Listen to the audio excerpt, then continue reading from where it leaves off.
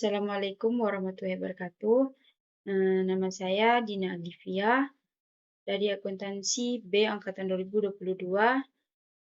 Di sini saya akan membuat video pengaplikasian aplikasi SPSS mata kuliah statistik. Video ini dibuat untuk memenuhi ujian akhir semester atau UAS. Baik, saya mulai. Pertama-tama, kita akan buat datanya terlebih dahulu. Datanya di sini sudah saya buat seperti ini. Selanjutnya, setelah kita membuat datanya, kita akan pergi ke aplikasi SPSS-nya. Seperti ini. Nah, selanjutnya kita akan membuat nama di sini. Kita pergi ke variabel view dulu. Ini aplikasinya sudah saya buka duluan. Nah, setelah kita klik tombol variabel view, di sini ada name. Nah, name di sini kita taruh seperti yang udah kita buat di data sebelumnya, yaitu gender X1, X2, X3, dan Y. Maka di sini kita akan tuliskan dengan X1, X2, X3, Y. Nah, untuk selanjutnya kita akan pergi ke ini. Jadi ke measure. Measure ini kita ubah jadi scale semua. Scale. Nah, selanjutnya kita akan mengisi yang di sini yang kosong, label.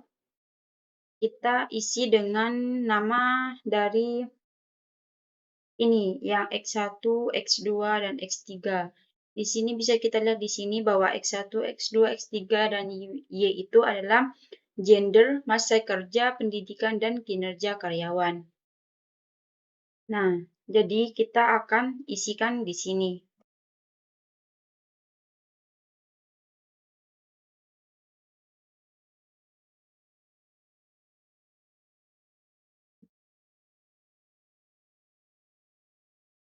Nah, setelah ini selesai kita buat, selanjutnya kita akan pergi ke data view. Nah, di sini. Selanjutnya kita akan pergi lagi ke data Excel kita. Dan kita akan mengcopy ini semua.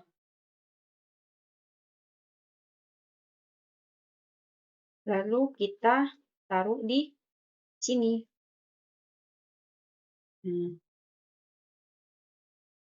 Setelah ini selesai, selanjutnya kita pergi ke tombol Analyze ini. Dan kita pilih Regression, terus pilih Linear. Ini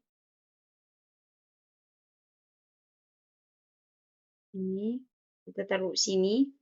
Yang kinerja pegawai kita taruh di Dependent. Terus selanjutnya yang ini Gender. Nah, untuk gender, masa kerja, pendidikan ini kita akan taruh di Independence. Untuk menaruhnya sekaligus, kita perlu klik Ctrl, Shift, dan tekan yang segitiga ke bawah. Gambar segitiga ke bawah. Seperti ini. Kita akan taruh di sini. Nah, selanjutnya kita akan pergi ke statistik. Untuk statistik ini kita perlu mencentang ini, descriptive, terus collinearity diagnostic. Nah, selanjutnya kita juga akan mencentang Darby-Watson. Continue. Nah, setelah statistik selesai, kita selanjutnya akan pergi ke menu plots. Nah, untuk yang ini kita perlu yang kita perlukan adalah ini Z-Spread itu kita taruh di X, terus yang S-Receipt itu kita taruh di Y. Terus ini kita centang, dua-duanya kita centang, continue. Nah, selanjutnya kita akan pergi ke option save.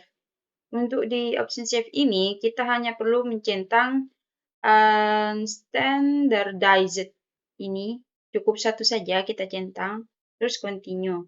Selanjutnya ke option. Nah, option di sini adalah kita tidak perlu merubah apapun. Intinya kita hanya butuh entry-nya itu 0,5, yang removal-nya 0,10 atau 0,010. Terus selanjutnya kita continue. Dan setelah selesai semua, kita akan mengklik tombol OK. Dan kita akan menunggu hasilnya. Setelah kita selesai membuat ini, selanjutnya saya akan melakukan uji normalitas menggunakan Kolmogorov-Smirnov. Pertama-tama yang kita lakukan adalah kita klik tombol Analyze, terus kita pilih yang Non-Parametric Test, terus kita pilih yang Legacy Dialogs, terus kita pilih yang One Sample PS. Ini. Nah, selanjutnya yaitu adalah Standard Design. Kita klik, terus kita pindahkan ke sini. Nah, untuk test distribution ini kita pilih normal ya. Kita pilih yang normal. Selanjutnya adalah kita klik tombol OK. Nah, hasil uji normalitas atau hasil Kolmogorov-Smirnov itu sudah selesai. Jadinya seperti ini. Ya, kita akan melakukan pendeskripsian atau uji analis, yaitu menarik kesimpulan. Nah, yang pertama itu adalah deskriptif statistik, yang mana N pada deskriptif statistik ini adalah merupakan jumlah dari data yang kita uji, yaitu 15.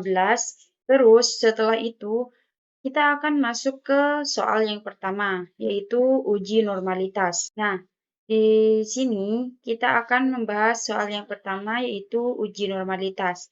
Uji normalitas ini untuk mengetahui datanya kita bisa lihat pada One Sample Kolmogorov-Smirnov. Nah, bisa kita lihat pada bagian asimsik ini, yang mana ada ketentuan apabila nilai asimsik ini lebih besar dari 0,05, berarti data ini berdistribusi secara normal.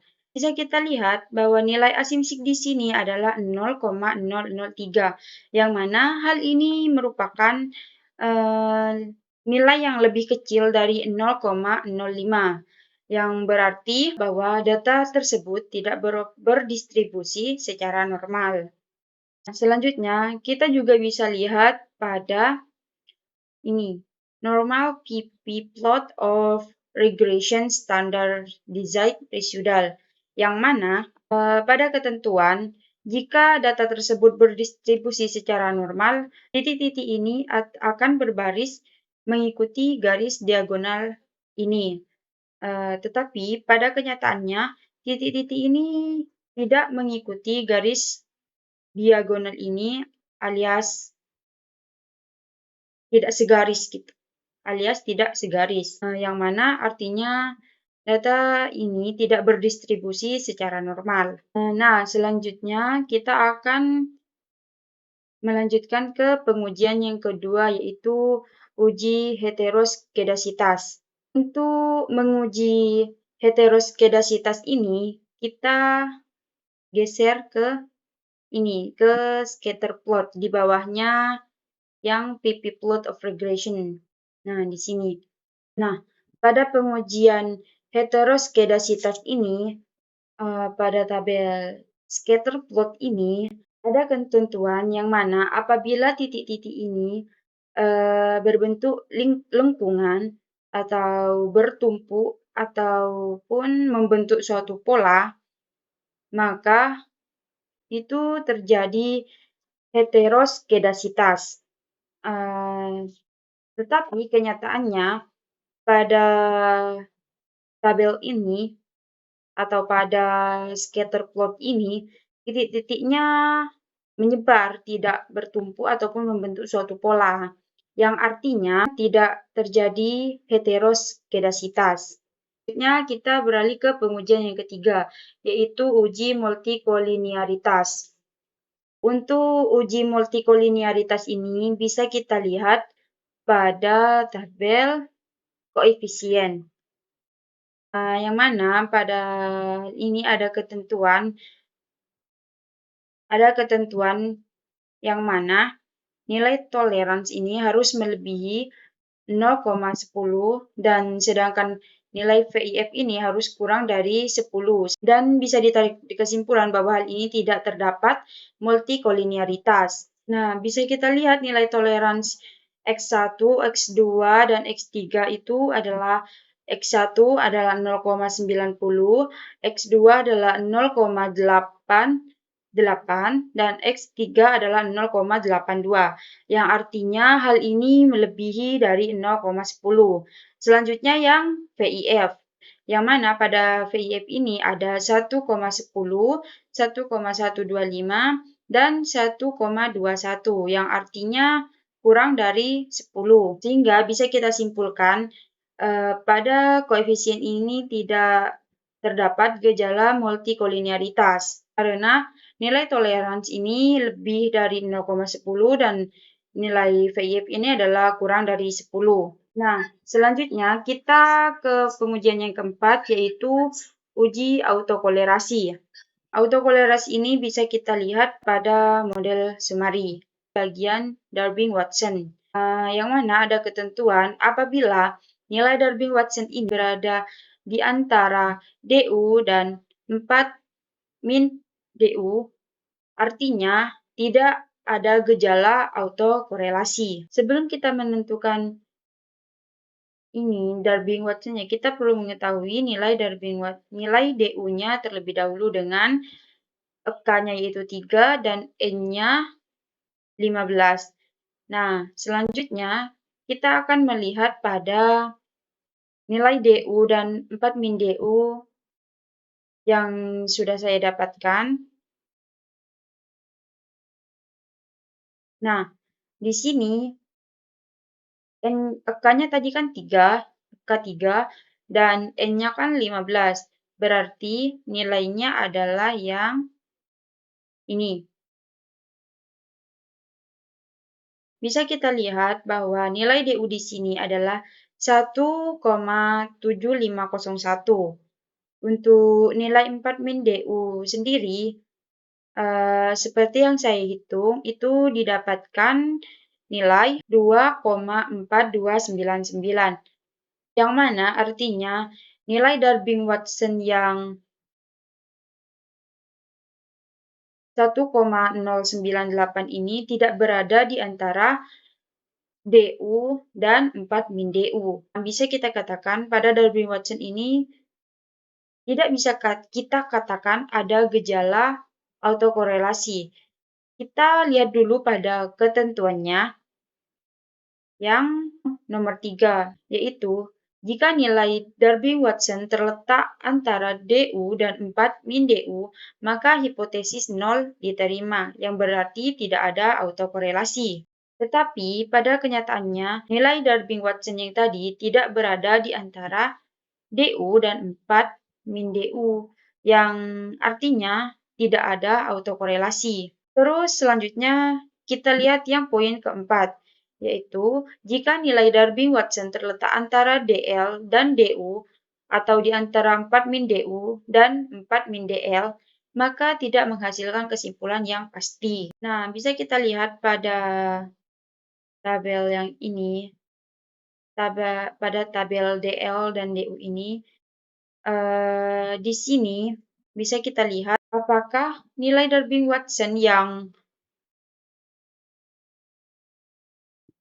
1,098 ini berada pada DL dan DU ini. Nah, ternyata setelah dilihat, ternyata nilai Darby-Watson itu berada pada nilai DL dan DU. Jadi, bisa kita tarik kesimpulan bahwa pada uji autokorelasi ini bisa kita katakan tidak memiliki kesimpulan yang pasti. Karena nilai Darby-Watson ini berada di antara DL dan DU, tidak berada pada DU dan 4 min DL. Nah, selanjutnya kita ke uji yang kelima, yaitu uji T. Uji T ini bisa kita lihat pada koefisien lagi. Nah, untuk uji T ini bisa kita lihat pada nilai sig-nya ini, yang mana pada hal ini ada ketentuan apabila nilai sig ini melebihi dari nilai 0,05, artinya tidak terdapat pengaruh. Sedangkan apabila nilai sig ini kurang dari 0,05, itu artinya terdapat pengaruh. Selanjutnya, kita lihat nilai signifikan X1, X2, dan X3. Nah, untuk X1 ini, nilai sig-nya adalah 0,531, yang mana artinya nilai ini melebihi 0,05. Yang artinya pada nilai X1 ini tidak terdapat pengaruh.